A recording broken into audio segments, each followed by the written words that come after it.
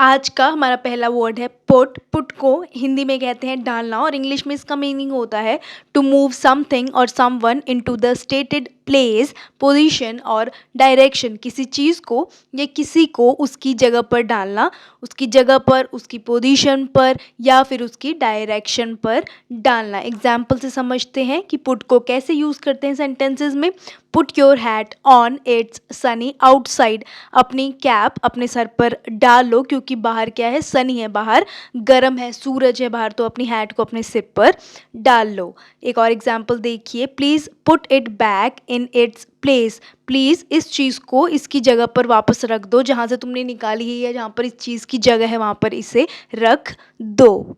Next word है qualification. Qualification को हिंदी में कहते हैं योग्यता और इंग्लिश में इसका मीनिंग होता है an official record showing that you have finished a training course और have the necessary skills etcetera. एक ऑफिशियल रिकॉर्ड जो ये शो करता है, जो ये दिखाता है कि आपने एक ट्रेनिंग या कोर्स फिनिश किया है, ख़त्म किया है और आपके पास उसके रिलेटेड क्या है, योग्यता है, नेसेसरी स्किल्स हैं। एग्जाम्पल से समझते हैं कैसे क्वालिफिकेशन यूज़ होता है सेंटेंसेस में।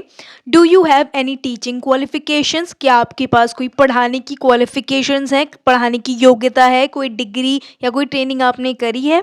एक और एग्जाम्पल देखिए, he left school with no formal qualifications. उसने स्कूल छोड़ दिया बिना एक कोई फॉर्मल क्वालिफिकेशन लिए, कोई योग्यता लिए, कोई डिग्री या सर्टिफिकेट लिए बिना उसने स्कूल छोड़ दिया। चलिए नेक्स्ट वर्ड देखते हैं, रेस। रेस को हिंदी में कहते हैं दौड़ और इंग्लिश में इसका मीनिंग होता है a competition in which all the competitors try to be the fastest and to finish first. ऐसा कंपटीशन जिसमें सारे कॉम्पिटिटर्स जो प्रतियोगी हैं वो ट्राई करते हैं, वो कोशिश करते हैं कि वो बहुत तेज़ भागें और सबसे पहले फिनिश करें।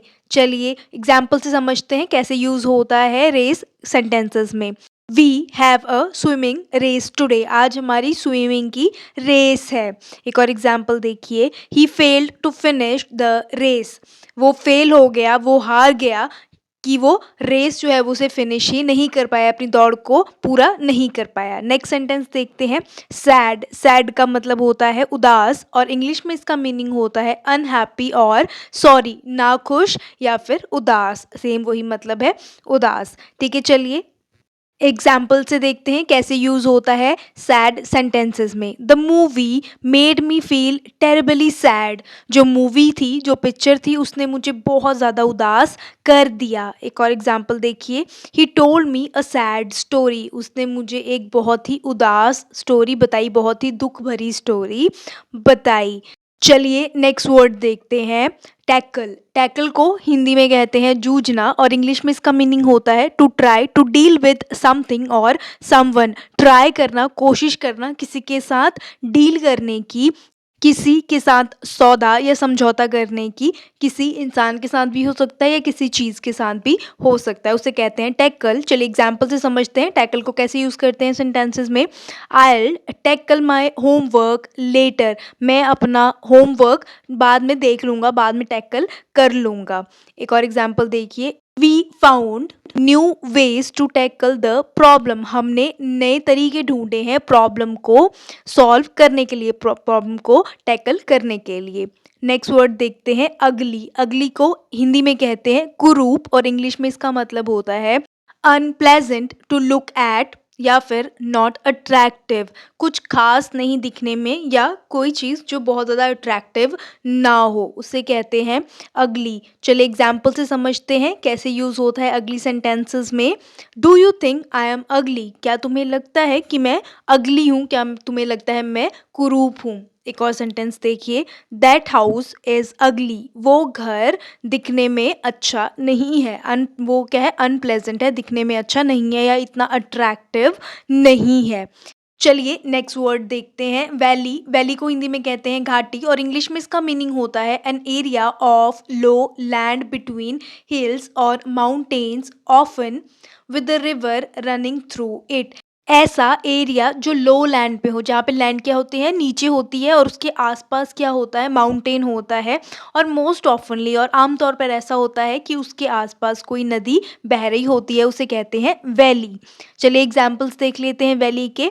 The river flows through the valley.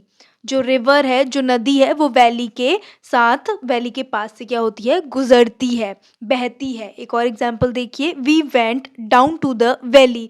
हम लोग नीचे चले गए, कहाँ पे, वैली में हम लोग नीचे चले गए, down to the valley. Next word देखते हैं वेज। वेज को हिंदी में कहते हैं वेतन और इंग्लिश में इसका मीनिंग होता है a particular amount of money that is paid usually every week to an employees especially one who does work that need physical skills और strength rather than a job needed a college education।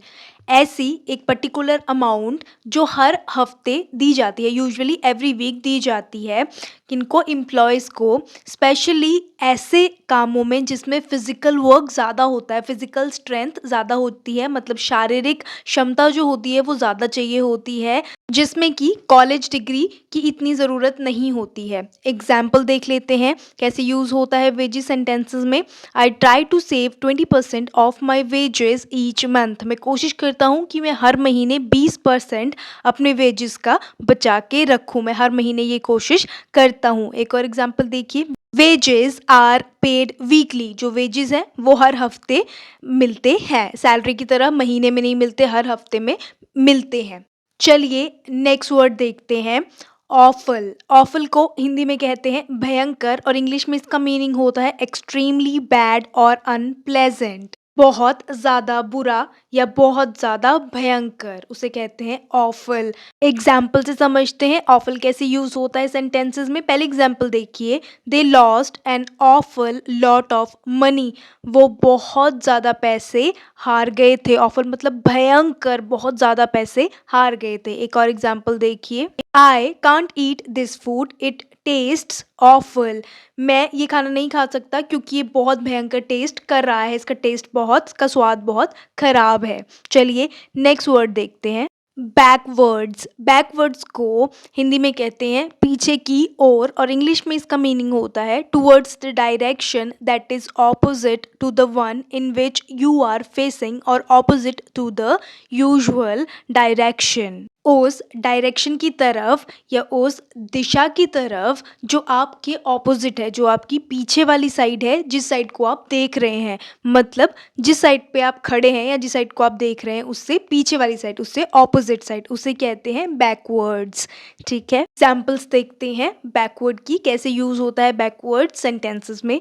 I am a slow walker but I never walk backwards. मैं slow walker तो हूँ, मैं धीरे धीरे तो चलता हूँ लेकिन मैं कभी पीछे की तरफ नहीं चलता। एक और एग्जाम्पल देखिए, I started stepping backwards in the direction of the door. मैंने पीछे की तरफ चलना शुरू किया, जिस साइड को दरवाज़ा है, मतलब पीछे होके चलना शुरू किया।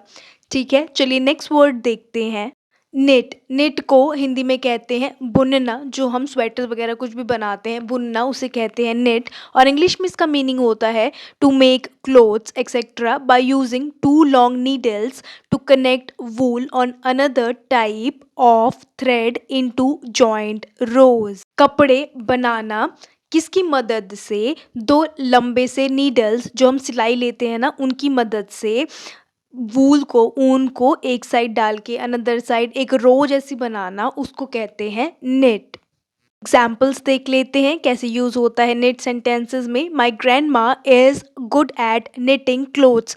मेरी ग्रैंड मदर, मेरी दादी माँ बहुत अच्छी हैं किस चीज़ में, निटिंग क्लोथ्स, स्वेटर या कपड़े बनाने में बहुत ज़्यादा अच्छी हैं। निट करके मतलब जो हम सिलाइयों से बनाते हैं उसमें। ठीक है, एक और एग्जाम्पल देखते हैं, she knitted him a sweater. उसने उसके लिए एक स्वेटर बनाया, लड़की ने उस लड़के के लिए एक स्वेटर बनाया।